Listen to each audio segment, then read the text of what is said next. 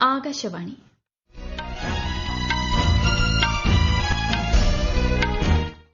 നമസ്കാരം. വാർത്തകൾ വായിക്കുന്നത് കൃഷ്ണ പ്രകൃതി.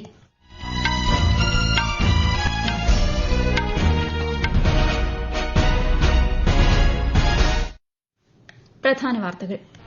രാജ്യം 77ാമത് റിപ്പബ്ലിക് ദിനാഘോഷത്തിൽ. ന്യൂഡൽഹി കർത്തവ്യ പഥിൽ നടക്കുന്ന റിപ്പബ്ലിക് ദിന പരേഡിൽ രാഷ്ട്രപതി ദ്രൌപദി മുർമു അഭിവാദ്യം സ്വീകരിക്കും. രാജ്യതലസ്ഥാനം കനത്ത സുരക്ഷയിൽ. റിപ്പബ്ലിക് ദിനത്തിൽ കേരളത്തിലും വിപുലമായ ആഘോഷ പരിപാടികൾ. തിരുവനന്തപുരത്ത് ഗവർണറും ജില്ലാ ആസ്ഥാനങ്ങളിൽ മന്ത്രിമാരും പരിപാടികൾക്ക് നേതൃത്വം നൽകും. രാജ്യത്തിന്റെ സാമ്പത്തിക ഭാവി രൂപപ്പെടുത്തുന്നതിലെ വഴികാട്ടിയാണ് സ്വയം പര്യാപ്തതയും സ്വദേശി പ്രസ്ഥാനവുമെന്ന് രാഷ്ട്രപതി ദ്രൌപദി മുർമു. വികസിത ഭാരതം കെട്ടിപ്പടുക്കാനുള്ള ദൃഢനിശ്ചയത്തിന് റിപ്പബ്ലിക് ദിനം ആവേശം പകരുമെന്ന് പ്രധാനമന്ത്രി നരേന്ദ്രമോദി. പത്മ പുരസ്കാരത്തിൽ കേരളത്തിന് അഭിമാന നേട്ടം. മുൻ മുഖ്യമന്ത്രി VS. Achuthanandan, K T. Thomas, P. Narayanan എന്നിവർക്ക് പത്മവിഭൂഷൺ. വെള്ളാപ്പള്ളി നടേശനും നടൻ മമ്മൂട്ടിക്കും പത്മഭൂഷൺ. സായുധ സേനാംഗങ്ങൾക്കുള്ള ധീരതാ പുരസ്കാരം പ്രഖ്യാപിച്ചു. ഗ്രൂപ്പ് ക്യാപ്റ്റൻ ശുഭാൻഷു ശുക്ലയ്ക്ക് അശോക ചക്ര, ഗഗൻയാൻ ഗ്രൂപ്പ് ക്യാപ്റ്റൻ പ്രശാന്ത് ബാലകൃഷ്ണൻ നായരടക്കം 3 പേർക്ക് കീർത്തിചക്ര. ന്യൂസിലൻഡിനെതിരായ ട്വന്റി ക്രിക്കറ്റ് പരമ്പര ഇന്ത്യയ്ക്ക്. വാർത്തകൾ വിശദമായി. രാജ്യം ഇന്ന് 77ാമത് റിപ്പബ്ലിക് ദിനം ആഘോഷിക്കുന്നു. ന്യൂഡൽഹിയിലെ കർത്തവ്യ പഥിൽ രാഷ്ട്രപതി ദ്രൌപദി മുർമു ദിനാഘോഷങ്ങൾക്ക് നേതൃത്വം നൽകും. രാവിലെ 10:30 ആരംഭിക്കുന്ന റിപ്പബ്ലിക് ദിന പരേഡ് ഏകദേശം 90 മിനിറ്റ് നീണ്ടുനിൽക്കും. യൂറോപ്യൻ കൌൺസിൽ പ്രസിഡന്റ് അന്റോണിയോ കോസ്റ്റയും European commission president Ursula von der ലെയ്നും പരേഡിൽ മുഖ്യാതിഥികളായിരിക്കും. വിശദാംശങ്ങളിലേക്ക്.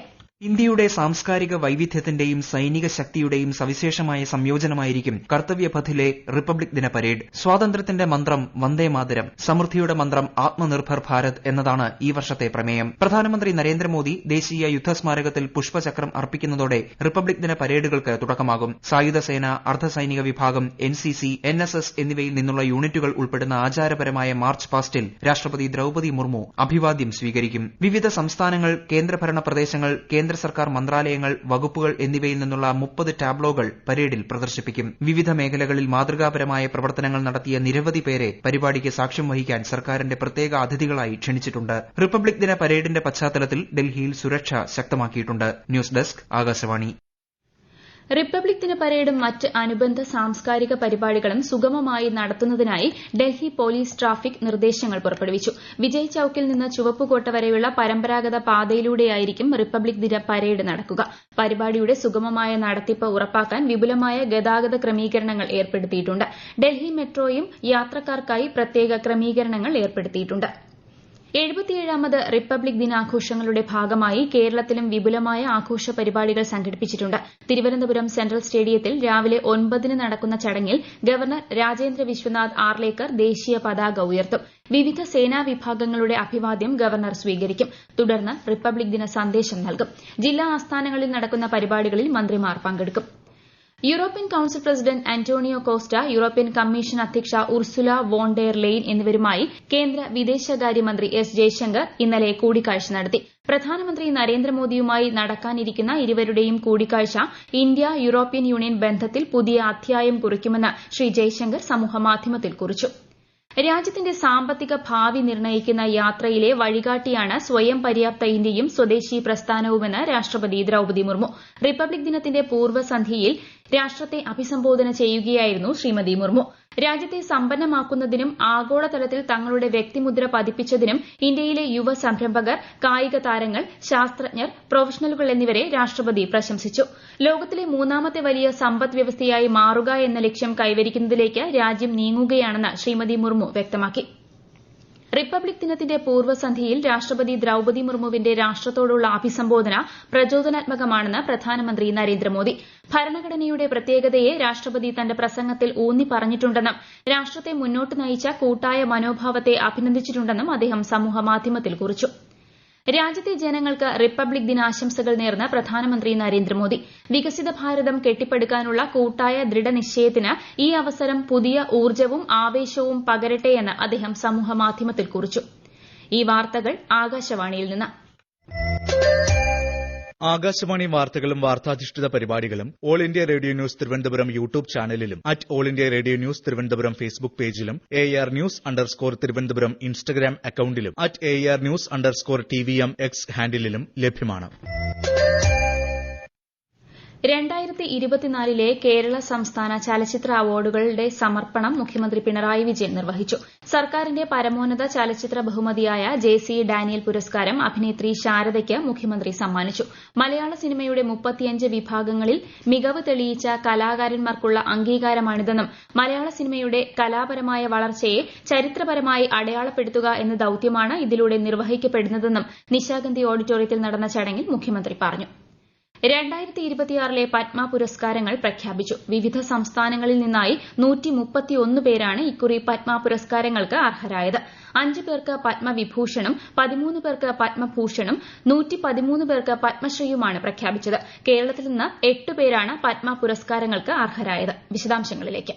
കേരള മുൻ മുഖ്യമന്ത്രി വി എസ് അച്യുതാനന്ദനും ബോളിവുഡ് നടൻ ധർമ്മേന്ദ്ര സിംഗ് ഡിയോളിനും മരണാനന്തര ബഹുമതിയായി പത്മവിഭൂഷൺ ലഭിച്ചു. ജസ്റ്റിസ് കെ ടി തോമസും മുതിർന്ന മാധ്യമപ്രവർത്തകനും ജന്മഭൂമി പത്രത്തിന്റെ സഹസ്ഥാപകനുമായ പി നാരായണനും ഉത്തർപ്രദേശിൽ നിന്നുള്ള ക്ലാസിക്കൽ വയലിനിസ്റ്റ് എൻ രാജവും പത്മവിഭൂഷൺ പുരസ്കാരത്തിന് അർഹരായി. ചലച്ചിത്ര നടൻ മമ്മൂട്ടി, SNDP യോഗം ജനറൽ സെക്രട്ടറി വെള്ളാപ്പള്ളി നടേശൻ എന്നിവരാണ് പത്മഭൂഷൺ പുരസ്കാരം നേടിയ മലയാളികൾ. ജാർഖണ്ഡ് മുക്തി മോർച്ച സ്ഥാപക നേതാവ് ഷിബു സോറൻ, ഗായിക അൽക്ക യാഗ്നിക്, വ്യവസായി ഉദയ് കോട്ടക്, മുൻ ഉത്തരാഖണ്ഡ് മുഖ്യമന്ത്രി ഭഗത് സിംഗ് കോശ്യാരി എന്നിവരുൾപ്പെടെയുള്ളവർക്കാണ് പത്മഭൂഷൺ ലഭിച്ചത്. ശാസ്ത്രമേഖലയിൽ നിന്ന് AE മുത്തുനായകം, നൃത്തരംഗത്തെ സംഭാവനകൾക്ക് കലാമണ്ഡലം വിമല മേനോൻ, പരിസ്ഥിതി സംരക്ഷണ പ്രവർത്തനങ്ങൾക്ക് കൊല്ലക്കയിൽ G. ദേവകിയമ്മ എന്നിവർക്കാണ് കേരളത്തിൽ നിന്നും പത്മശ്രീ പുരസ്കാരം ലഭിച്ചത്. News desk, Akashvani. പത്മ അവാർഡുകൾ കേരളത്തിനുള്ള അംഗീകാരമാണെന്ന് BJP സംസ്ഥാന അധ്യക്ഷൻ രാജീവ് ചന്ദ്രശേഖർ. അർഹതപ്പെട്ടവരുടെ കരങ്ങളിലേക്ക് പത്മ അവാർഡുകൾ എത്തുന്ന ഈ കാലത്ത് കേരളത്തിലേക്കെത്തിയ പുരസ്കാരങ്ങൾക്ക് തിളക്കം ഏറുമെന്നും ശ്രീ രാജീവ് ചന്ദ്രശേഖർ അഭിപ്രായപ്പെട്ടു.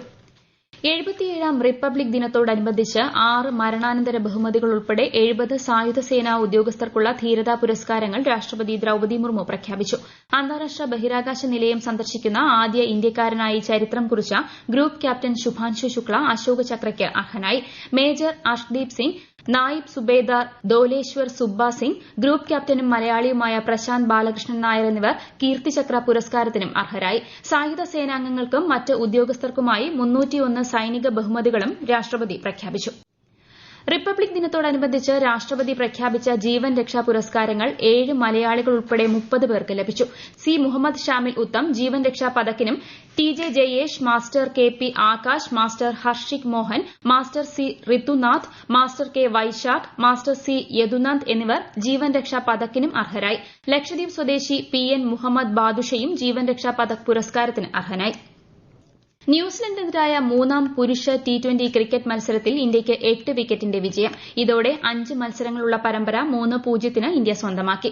ഗുവാഹത്തിയിൽ ഇന്നലെ നടന്ന മത്സരത്തിൽ ന്യൂസിലാൻഡ് ഉയർത്തിയ 154 റൺസ് വിജയലക്ഷ്യം 10 ഓവറിൽ 2 വിക്കറ്റ് നഷ്ടത്തിൽ ഇന്ത്യ മറികടക്കുകയായിരുന്നു. പരമ്പരയിലെ അടുത്ത മത്സരം ബുധനാഴ്ച വിശാഖപട്ടണത്ത് നടക്കും. പാർലമെന്റിന്റെ ബജറ്റ് സമ്മേളനം മറ്റന്നാൾ ആരംഭിക്കും. രാഷ്ട്രപതിയുടെ നയപ്രഖ്യാപന പ്രസംഗത്തോടെയാണ് സമ്മേളനത്തിന് തുടക്കമാവുക.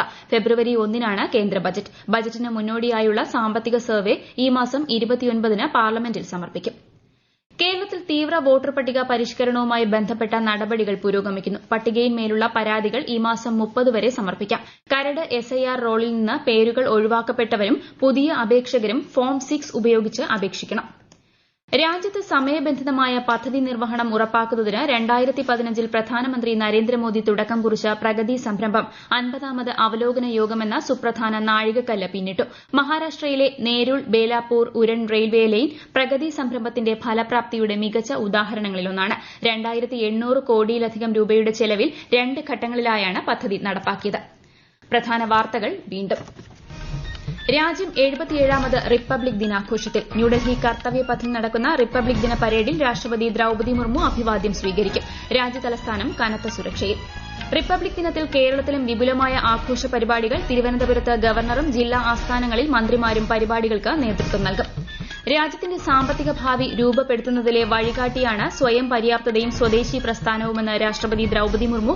വികസിത ഭാരതം കെട്ടിപ്പടുക്കാനുള്ള ദൃഢനിശ്ചയത്തിന് റിപ്പബ്ലിക് ദിനം ആവേശം പകരുമെന്ന് പ്രധാനമന്ത്രി നരേന്ദ്രമോദി. പത്മ പുരസ്കാരത്തിൽ കേരളത്തിന് അഭിമാന നേട്ടം. മുൻ മുഖ്യമന്ത്രി VS Achuthanandan, KT Thomas, P Narayanan എന്നിവർക്ക് പത്മവിഭൂഷൺ. വെള്ളാപ്പള്ളി നടേശനും നടൻ മമ്മൂട്ടിക്കും പത്മഭൂഷൺ. സായുധ സേനാംഗങ്ങൾക്കുള്ള ധീരതാ പുരസ്കാരം പ്രഖ്യാപിച്ചു. ഗ്രൂപ്പ് ക്യാപ്റ്റൻ ശുഭാൻശു ശുക്ലയ്ക്ക് അശോക ചക്ര, ഗഗൻയാൻ ഗ്രൂപ്പ് ക്യാപ്റ്റൻ പ്രശാന്ത് ബാലകൃഷ്ണൻ നായരടക്കം 3 പേർക്ക് കീർത്തിചക്ര. ന്യൂസിലൻഡിനെതിരായ 2020 ക്രിക്കറ്റ് പരമ്പര ഇന്ത്യയ്ക്ക്. വാർത്തകൾ കഴിഞ്ഞു. അടുത്ത വാർത്താ പ്രക്ഷേപണം 11 മണിക്ക്.